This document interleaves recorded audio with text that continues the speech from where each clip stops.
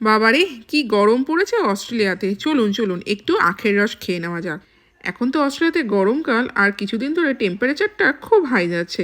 তো সেদিন যখন আমরা সপ্তাহের বাজার করতে গেছিলাম, দেখলাম দোকানের সামনেই আখের রস বিক্রি হচ্ছে। অন্যান্য ফলের জুস বা শরবত আমি অস্ট্রেলিয়াতে অনেক জায়গাতেই বিক্রি হতে দেখেছি, কিন্তু আখের রসটা কিন্তু আমার সচরাচর একদমই চোখে পড়ে না। যখন দেখলাম চোখের সামনে এরকম ফ্রেশ আখের রস বিক্রি হচ্ছে, তো সেটাই ভাবলাম যে নেব।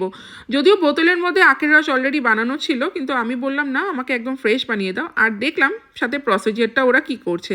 একটা বিশাল মেশিনের মধ্যে ওরা আখগুলোকে ঢুকিয়ে দিচ্ছে এবং সেই মেশিনের মধ্যে লাগোয়া একটা পাইপ, সেখান থেকেই রসটা বেরিয়ে আসছে এবং সেটাকে ছেঁকেও নিচ্ছে এবং সেই রসটাই যাবে বোতলের মধ্যে। দোকানের সামনে আরও অনেক জুসের বোতল সাজানো ছিল, যার মধ্যে কোনোটা বেদানার জুস, স্ট্রবেরি, পাইনাপেল এগুলো তো ছিল, আবার এরা শাকসবজি দিয়েও নানা রকম জুস বানিয়ে এখানে সাজিয়ে রেখেছিল, যার প্রত্যেকটি একটা বরফের সেলফের ওপর সুন্দর করে রাখা ছিল। জুস কাউন্টারের পাশেই দেখছিলাম কাঁচা মিঠে আম, তরমুজ, আনারসের একটা ফ্রুট চাট কাউন্টারও আছে এবং সেই চাট কাউন্টারের পাশাপাশি আবার নর্মাল চাটও বিক্রি হচ্ছে, যেগুলোর মধ্যে মটর, ছোলা, শসা, গাজর এসব দিয়েও চাট অ্যাভেলেবেল। এই যে দেখতে দেখতেই আমাদের আখের রস রেডি। আর এই এক বোতল আখের রসের দাম পড়েছে অস্ট্রেলিয়ান টাকাতে $6 মতন, যেটা ইন্ডিয়ান মানিতে কনভার্ট করলে দাঁড়াচ্ছে 320 টাকা। বাড়ির পাশে যারা আখের রস বিক্রি করতে আসেন, সেই দাদা বা কাকুদের আমি সবসময় দেখেছি তারা আখের রসে একটু বিট লবণ বা একটু লেবু ছড়িয়ে দেয়।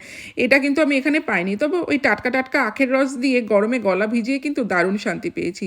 চলো আজকের ব্লগটা কিন্তু এইটুকুই। Follow for more.